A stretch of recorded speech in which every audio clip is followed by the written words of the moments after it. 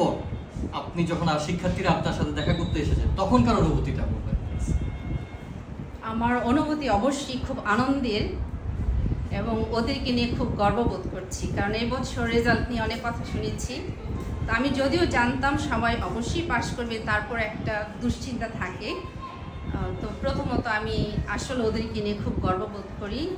আমি বারবার যেটা বলি যে ভালো ফলাফল একজন ভালো শিক্ষার্থী বা ব্যক্তি গড়ে তোলার পেছনে, বিশেষ করে শিক্ষা প্রতিষ্ঠানে, এটা প্রত্যেকের একত্রে যাত্রা করতে হয়। এটা যৌথ প্রচেষ্টা বলি না, যে শিক্ষক মণ্ডলীর সাথে সাথে পিতামাতাগণ থাকেন, প্রশাসন থাকেন সবাইকে পরিচালনা দান করার জন্য।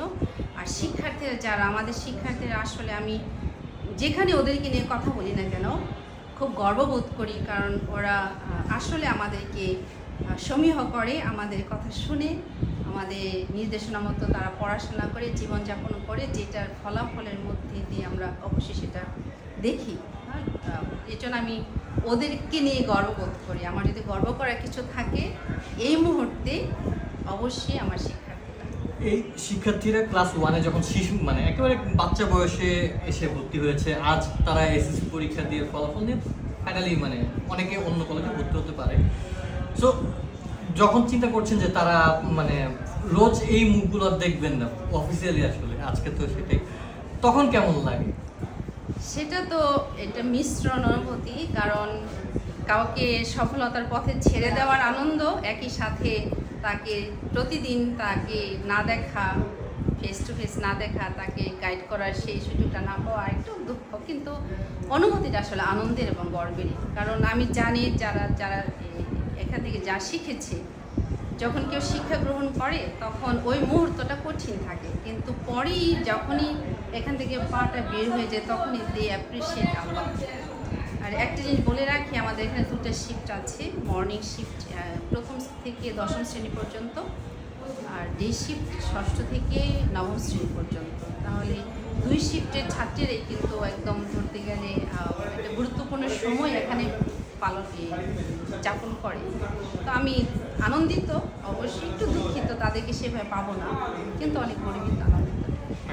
প্রাসঙ্গিক একটা বিষয়ে জানতে চাচ্ছিলাম, এটা আপনার ব্যক্তিগত মতামত, যে আসলে গোল্ডেন জিপিএ 5-এর একটা চলে, প্রতিযোগিতা চলে, এটা অভিভাবক থেকে শিক্ষার্থীদের ভিতরেও হয়, এবং এই জিপিএ 5 না পাওয়া বা কাঙ্ক্ষিত ফলাফল না পেয়ে অনেক শিক্ষার্থী দেখা যায় মানে আমরা ফলাফলের দিন অনেক মানে স্যাড ইনসিডেন্ট আমরা জানতে পারি, এবং এটা আসলে মানে ওই বয়সে তারা আবেগতাড়িত হয়ে এই ভুলটা করে ফেলে, মানে কাঙ্ক্ষিত ফলাফল না পাওয়া।